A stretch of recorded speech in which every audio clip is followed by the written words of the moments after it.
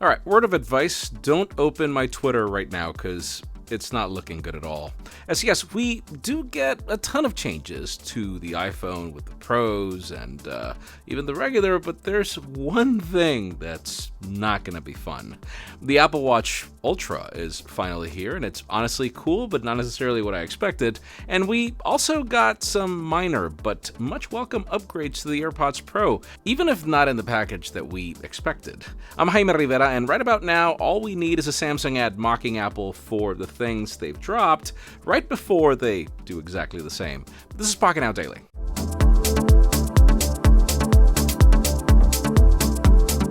Yes, the Apple event happened earlier today, and we have a lot to talk about, starting with the new AirPods Pro, even if they don't really look new.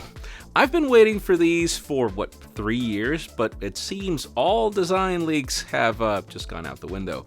The improvements are mostly internal, as it's now powered by a new H2 chipset, which brings a low distortion driver and an amp on board that can cover a wider range of sound frequencies. The spatial audio can also be personalized, even though you actually can do this with the current old AirPods Pro on iOS 16. Go to settings right now and notice how it works by using the TrueDepth camera on your iPhone to create a personal spatial sound profile based on the shape and size of your ears. Cupertino also claims that the user should expect 2 times better active noise cancellation compared to the previous generation thanks to advanced computational audio with optimized microphone placement. The new AirPods Pro also have a new mode called Adaptive Transparency that listens and cancels any high decibel noise around the user.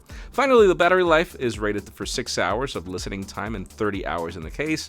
Oh, and that's the other change. This new case is compatible with Find My and also gets a speaker that can play high-pitched sounds to help you find it. Oh, and who can forget the lanyard support? Anyways, the next generation AirPods Pro will start for $250 and are available for pre-orders on September 9th. Moving on, but sticking to wearables, let's talk about the Apple Watch. Yes, Cupertino just introduced the Series 8 and the new SE, but aside from some minor updates and features, the temperature sensor on the 8 and the new back on the SE, that's pretty much it. The spotlight definitely goes for the Apple Watch Ultra, and I'll explain why I like the name in a sec. Starting with the design, the new model looks totally different from the other models, with a huge 49mm titanium case that covers the flat display, which is the largest ever on an Apple Watch and is also covered by sapphire crystal. On the sides, the company added an extra speaker and the new action button that can be customized for instant access to actions that you can customize like workouts, compass, waypoints, and backtracking. The Ultra model also comes with 3 microphones that Apple claims can help you be heard even in windy conditions. For the battery department, we also have big improvements. The Ultra can go for 36 hours with normal use and up to 60 hours with ultra-low power mode. It's designed for extreme conditions and can also be used for water sports and even serious diving. It's certified for WR100 and EN 13319, which is the recognized standards for dive accessories, and even mil-spec 810GH3. Just to wrap it up, all units come with dual frequency GPS and cellular connectivity, and they go on sale today for $799, and shipping is starting on September 23rd. What's the catch? Well, I like that they didn't call it a Pro because the features seem pretty identical to the regular Apple Watch, at least so far.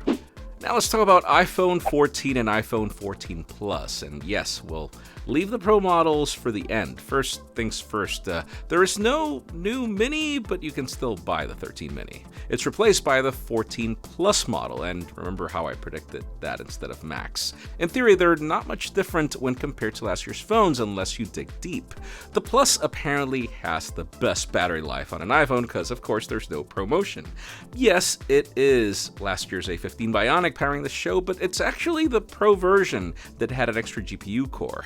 The cameras also seem to be the same, but this time the main camera will use a larger sensor with a brighter aperture. Apple even teased the new action mode, which provides better stabilization so users don't need a gimbal, though I'm sure this will most likely be limited to 1080p. Cupertino also announced a new satellite feature, which seems like a cool way to call out for help when there's no signal.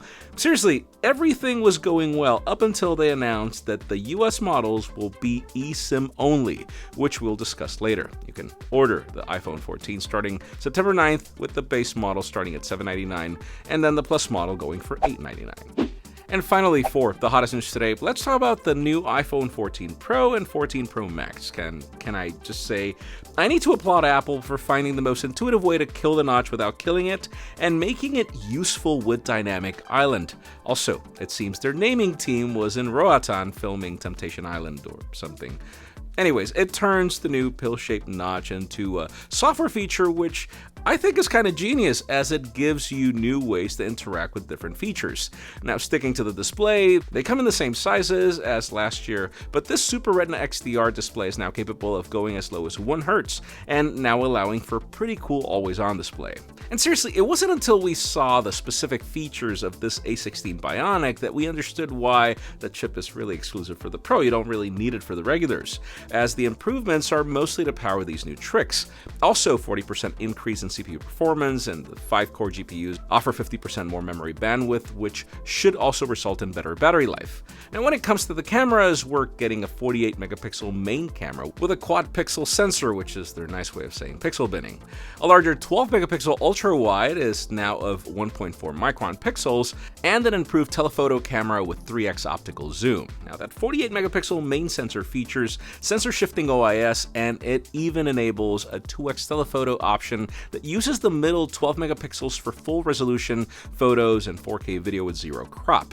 Of course, we also get video features like a new action mode and some tweaks to cinematic mode.